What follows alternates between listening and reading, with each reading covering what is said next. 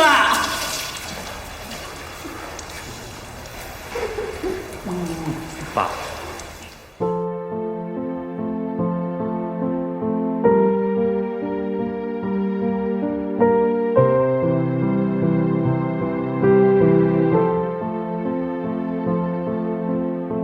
1999年，导演张扬凭借第二部作品《洗澡》在多伦多和圣塞巴斯蒂安影展上大放异彩。在那个中国电影正急于向西方展示苦难或奇观的年代，这部电影却用一种极其平实的视角，将中国式家庭中最深沉、最难以言说的血脉羁绊展现得淋漓尽致。片中扮演智障弟弟二明的姜武奉献了神级演技，为了演好角色，他还专门去福利院观察生活，发现那里的孩子都喜欢紧紧攥着衣角，于是把这个小动作搬到了荧幕上。更有意思的是，导演在开篇设置了一个名为全自动洗澡机的科幻场景。在那个连热水器都没完全普及的年代，这种对效率的极致讽刺，至今看来仍具前瞻性。不只看热闹，更要看门道。欢迎来到观影悟道。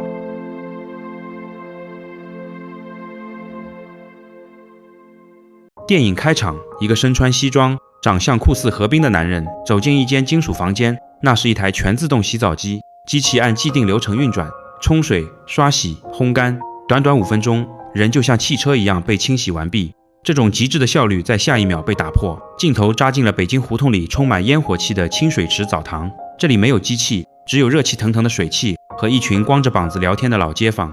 刚才那位西装革履的小何，此刻正趴在长凳上，享受着澡堂老板老刘的纯手工搓背。他一边挨着搓，一边向老刘推销他的快餐洗浴理念。老刘却不以为然，觉得这主意不靠谱。他更在意的是那盏坏了3个月的霓虹灯，催着对方赶紧修。您不知道，现在他那材料费啊又涨了。不是我不仗义来了，您可能多少还得加点钱。清水池澡堂是老刘开的，也是这片胡同的生活中心。老刘有2个儿子，大儿子大明是常年在深圳打拼的都市精英，多年未曾回家。小儿子二明虽有智力缺陷，却始终守在父亲身边，是澡堂里最勤快的帮手。澡堂里常年热气腾腾，弥漫着肥皂味，有人拔罐推拿，有人斗蛐蛐儿、听戏、下棋。在这方寸之间，世俗的身份被彻底脱下，只剩下人与人之间坦诚相见的烟火气。就在这片热气中，大明拎着旅行箱，穿着笔挺的西装走了进来。他这次突然回来，是因为收到了二明寄来的一张明信片，上面画着老刘闭眼躺在床上的模样。大明误以为父亲过世，便急忙赶回。没有我这儿，哪儿啊？哥，爸爸。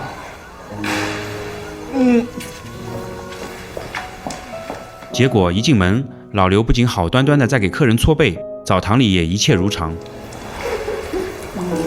爸。阔别多年，大明的一声爸喊得有些生疏。老刘愣了半晌，只微不可闻地应了一声，反倒是一旁的二明兴奋不已，新奇地抚摸着大明那身笔挺的西装。澡堂后屋里，二明正稀罕地摆弄着大明的手机。大明掏出那张让人虚惊一场的明信片，准备质问。二明却一脸天真地说，画里的爸爸只是在睡觉，寄信是因为想念哥哥了。大明满腹的火气瞬间消散，原来是一场由想念所引发的误会。尴尬的氛围延续到了晚饭桌上，爷儿仨吃着最寻常的炸酱面，屋里安静的只剩吸溜面条的声音。老刘没话找话，问起南方的饮食，大明客客气气的回应，还不忘夸一句家里的酱更好吃。虽在极力打破僵局，父子间的对话却依然透着久别后的身份。大明本想谎称只是顺路回来看看，却被二明掏出的明信片当场戳穿了真相。老刘心里跟明镜似的，却没点破。正尴尬时，隔壁老张的敲门声解了围。老张跟媳妇干架伤了胳膊，特意跑来找老刘帮忙。这种街坊邻里间毫无距离感的温情，让早已习惯都市冷漠的大明感到格外陌生。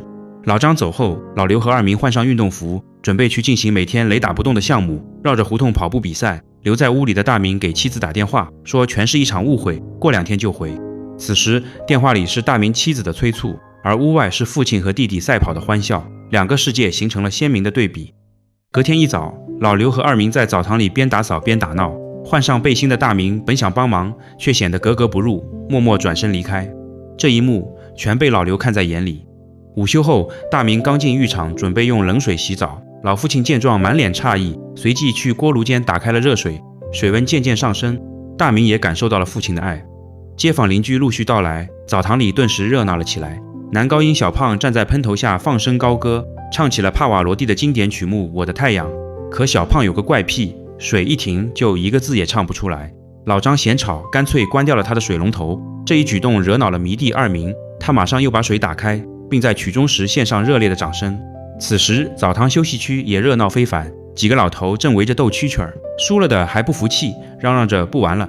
老刘见状，赶忙走过去，好言好语地安慰起那个正在气头上的老头。这时老油条小何来找大明，吹嘘他的发财计划。大明听着这些不着调的生意经，没戳穿，只是客气地点点头。临走前，小何还给老刘留了张修霓虹灯的条子，说材料费又涨了。老刘和二明在水池里玩起了憋气，父子俩较上了劲，一回合接着一回合。大明在一旁看着他们玩闹，随口提了一句：明天我想把回去的票买了。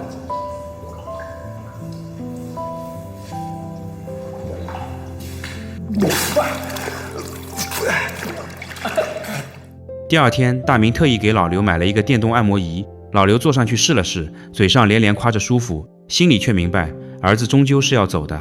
正说着，二明主动提出要陪大明去航空站买票，顺便在城里转一转。进城后，二明对什么都感到稀奇，玩水管、转旋转门，玩得不亦乐乎。大明刚买好回深圳的票，就在出神的片刻，二明竟跟着路边放着我的太阳的三轮车走丢了。大明怀着一线希望拨通父亲的电话，却证实了弟弟没回家。他找了一整天，直到天黑才垂头丧气地回到了家。老刘一听，心提到了嗓子眼，抓起外套就冲出去。大明像做错事的孩子，沉默地跟在父亲佝偻的背影后面。积压10几年的怨气与委屈，老刘终于爆发了。你既然看不住他，你就别带他出来。你心里头根本就没有二明啊！我知道你看不起澡堂子，你看不起我，我不在乎。我搓了一辈子澡，我看那些老客人，我知足了。你要干大事，你要挣大钱，你去干去啊！我们俩过得好好的，你说你回来干什么？我丢一个儿子我认了，我不能都丢了啊！第二天一早，脏兮兮的二明竟像个打了胜仗的英雄，怀里揣着不知从哪儿弄来的苹果，乐呵呵的。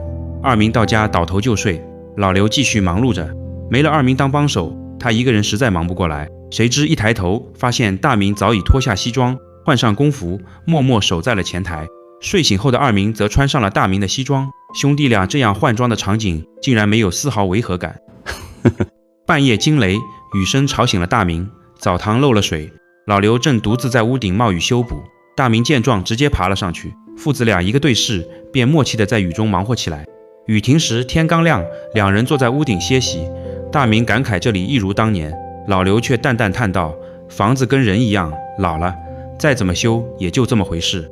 也许是太久没这样交心，老刘竟一时忘了大明还浑身湿透，回过神才心疼地催他回屋。谁知儿子没事，老刘自己却病倒了。看着父亲带病还要硬撑着开门，大明劝阻无果，干脆换上工作服，转身和二明一起撑起了澡堂的生意。浴场里，小胖的死对头老张不知吃了什么火药，突然掐断水阀，冲上去指着小胖的鼻子骂他扰乱秩序。幸好小胖的粉丝二明在场，帮他解了围。报应来得飞快，门外很快响起了老张媳妇惊天动地的骂声，他又来找老张算账了。你以为你躲在里头，我就拿你没辙了是不是？我他妈敢进去盯着你，你信不信？我他妈今儿就不信了！有本事你进来呀！你有本事待在里头一辈子别出来！老张媳妇正琢磨怎么收拾他，见二明探出头来张望，便招手让他悄悄把老张的衣服卷走。我衣服呢？哎，谁拿我衣服了？嘿！平日里无所事事的小何，今天难得下池泡澡，实则是为了躲债。与此同时，居委会大妈带来一条消息，这一片的老房子10月前全得拆光。还没等老刘缓过神，几个小流氓便气势汹汹地冲进澡堂，把小何从池子里拎出来按在椅子上。面对催债的威胁，老刘硬气地横在中间。不是三位要干什么？没事，他欠我钱啊，你们之间的事儿我不管，可他进了澡堂子就是我的客人，我有责任我照顾好他。三位要是在这儿洗澡啊，我欢迎；您要在这儿闹事，不行的。赶走流氓后，老刘苦口婆心地劝小何别再瞎折腾，大明也心软了，干脆拿出打算回城的2万块，帮小何救了急。看着这间即将被商业区取代的旧澡堂，大明开始忧心父亲和这里的未来。老刘却只是淡淡地叹了口气，说：“走一步算一步吧。”夜里，老张又跟媳妇大吵了一架，被赶出家门。他熟练地拎起行李来到澡堂借宿，嘴硬地嚷嚷着这回非离不可。大明打听之下才知道，这对冤家的战火竟源于2年前的一桩奇事。有一回呢，他让澡堂子洗澡。你说你洗澡你就洗澡吧，你戴金项链干嘛呀？那是结婚的时候我送给他的。等他进了澡堂子呢，刚把衣裳脱光了，上来一小偷，一把就把那金项链薅下来了，撒腿就往外跑啊！这小偷心说了，您横是不能光着屁股出来追我吧？可你猜怎么着？这娘们儿她居然就光着屁股追出去了，这满大街可就热闹了，没见过呀，谁见过这个呀？啊，一娘们儿光着身子满大街的狂奔，可开了眼喽。这小偷呢也是没想到，还真让这阵势吧给吓着了，没跑多远，一跟头就栽马路牙子上了。得闹了个人赃俱获。这事儿传得快呀，没多大功夫我就知道了。可这娘们回来，她还跟我白话，说她如何的勇斗小偷，夺回金项链。我上去照着她，啪啪就是俩大耳贴子。我们家这点脸全让他给丢光了，少废话，我他妈跟你离！就打那儿以后吧，我们俩就再也没消停过。随后，老刘温了壶好酒，2人泡在池子里，边喝边聊。酒过3巡，老刘讲起了一段往事。陕北老家严重缺水，但有个规矩，姑娘出嫁前必须洗干净。一位老父亲为了女儿2天后的婚礼，用1碗米换1碗水，挨家挨户凑出1盆洗澡水。那个洗净出嫁的姑娘就是二明的母亲。老张的心结在于妻子曾当街裸体追贼，让他觉得丢脸，这个坎一直过不去，影响了夫妻关系。老刘对症下药，用药浴做了个局，把2人单独安排在一起。走进浴室的老张发现池子里坐着的竟是自己的妻子。在这氤氲的水汽中，2人积压2年的隔阂慢慢松动，委屈也渐渐化开。这一晚就像久旱逢甘霖，夫妻关系终于缓和。另一边，大明主动陪着父亲和二明去跑步，途中路过了迎接拆迁的文艺晚会排练现场。台上小胖正在排练，可一离开澡堂那熟悉的环境，他一登台就慌了，怎么也张不开口。趁着这个空当，坐在一旁的大明和老刘终于把攒在心里的话说开了。大明承认了自己过去的自私，心里满是愧疚，并表态说以后一定会经常回来。老刘心里的结也彻底解开，嘱咐他安心忙事业，有空带媳妇回来。至此，父子俩多年来的隔阂烟消云散。3人回到澡堂，老刘和二明在池中泡澡休息。原本安静祥和的氛围，终究没能抵过生死的无常。大明本想给闭目养神的父亲搓背，却被一通回程电话打断。就在他打电话的间隙，老刘在水汽弥漫的澡堂里悄然离世。等大明回过神来，一切为时已晚，他终究没能完成这最后一次尽孝。葬礼上，二明低头玩着木牌，并不真正理解死亡。晚上电视里播着动物的生死轮回，失去了父亲的庇护，弟弟如同风雨中的幼虫。大明也终于意识到自己必须扛起照顾二明的重担。第2天清晨，二明照常开广播、发毛巾、拖地，试图用这些习惯留住父亲。大明提醒澡堂已不再营业，他仍固执守着。他或许不懂离别，却记得父亲交给他的守护。直到他终于意识到父亲真的不在了，才抱住哥哥嚎啕大哭。老张问起大明的打算，因澡堂面临拆迁，大明计划带二明回南方，可心里顾虑重重。结婚时他隐瞒了弟弟的情况，怕这个累赘破坏现有的家庭。虽然朋友仗义提出帮忙照顾，大明还是觉得长久麻烦别人不是办法。最终他决定先把二明送进精神病院暂住2个月，等安顿好家里再来接他。大明坐上出租车，心里却越来越不安，他怕这2个月会被生活的琐碎和疏远拖成4个月、8个月，甚至像他当年一样把家人永远放逐在故乡。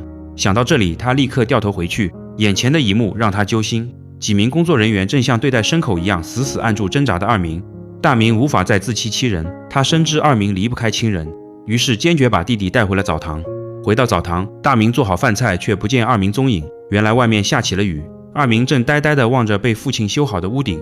以前每次漏雨，父亲的身影总会出现在那里。大明接到妻子的电话，终于鼓起勇气说出真相。他告诉妻子，父亲走了。就在前些日子，父亲还念叨着什么时候带他回来见见，没想到一转眼人就不在了。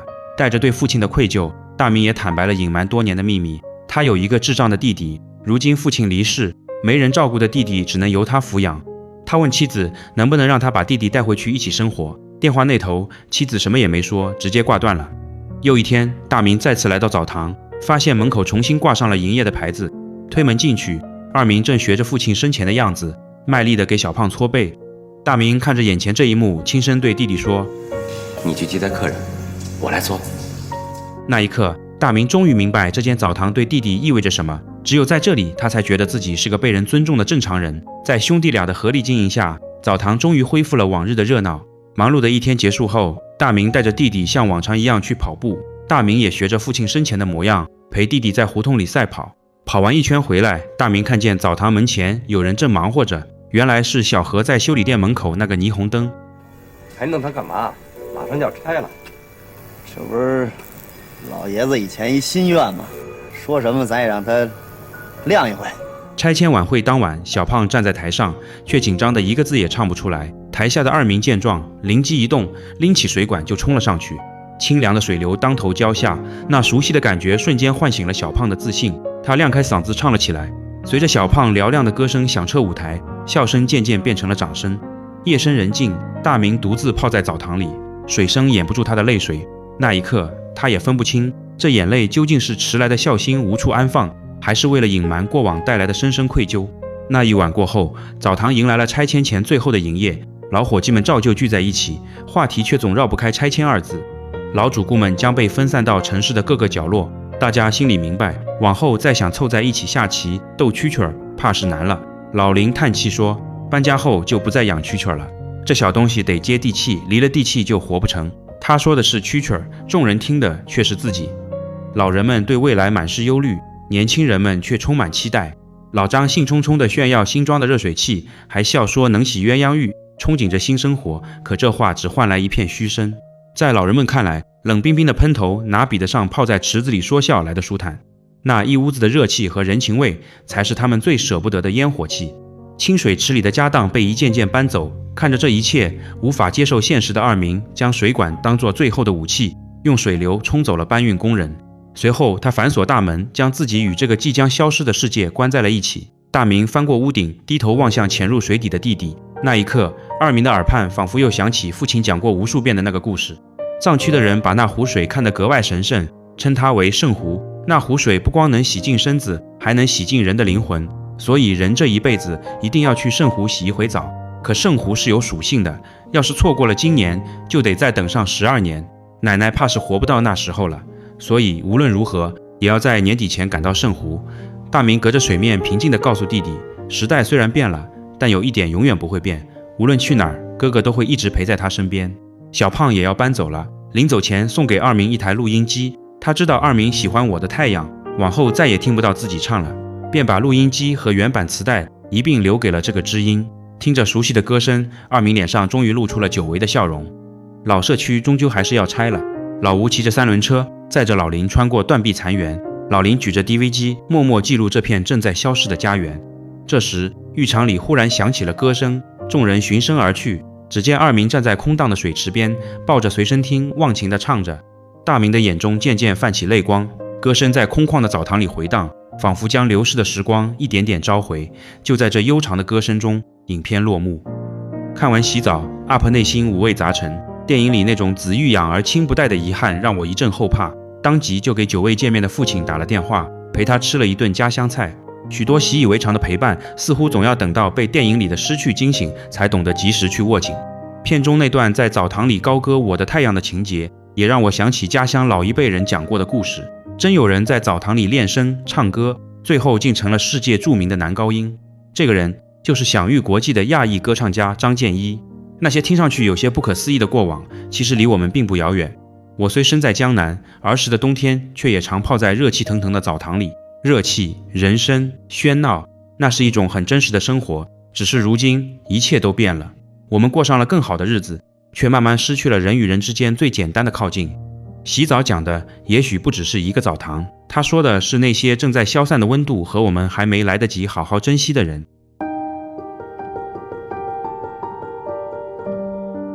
老刘守着的不仅是一间澡堂，更是一个正在消逝的精神避难所。在快节奏的时代，我们习惯了用金钱解决麻烦，用效率衡量关系，却往往活得越来越孤独。老刘教会我们，无论时代如何变迁，依然保留一份对他人的善意与包容。当所有人都急着往前跑时，那个愿意停下来倾听你烦恼，为你排忧解难的人，才是生活中最珍贵的解药。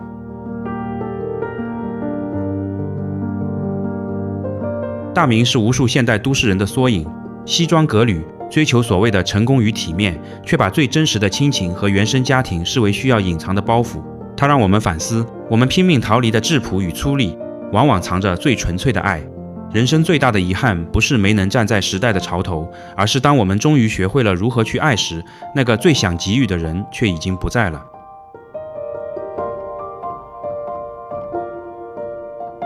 影片表面在讲大明这个正常人的回归与救赎，但真正的主角是二明。父亲离世后，澡堂真正的继承者正是那个被世俗视为智障的弟弟。他不懂拆迁的逻辑，也不懂经济的理性，却以一种近乎本能的方式固执地守护着澡堂的运行秩序。这揭示了一个发人深省的命题：当所谓的正常人被现代化的浪潮裹挟着向前狂奔时，恰恰是那些被贴上低能标签的人，成为了传统与记忆最后的守夜人。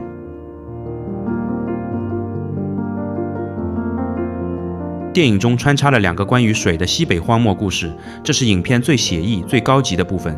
在极度缺水的西北荒漠中，水被赋予了至高无上的仪式感。它是新娘的嫁妆，它也是老人的尊严。在这里，水超越了物理属性，成为了一种近乎神圣的生命仪式。它象征着生命的源头与文明的慈悲。老刘对二明的守护，本质上正是一种水的精神，润物无声，包容万物。这种原始的、纯粹的情感，如同荒漠中的甘霖，是对抗现代社会水泥森林冰冷逻辑的唯一解药。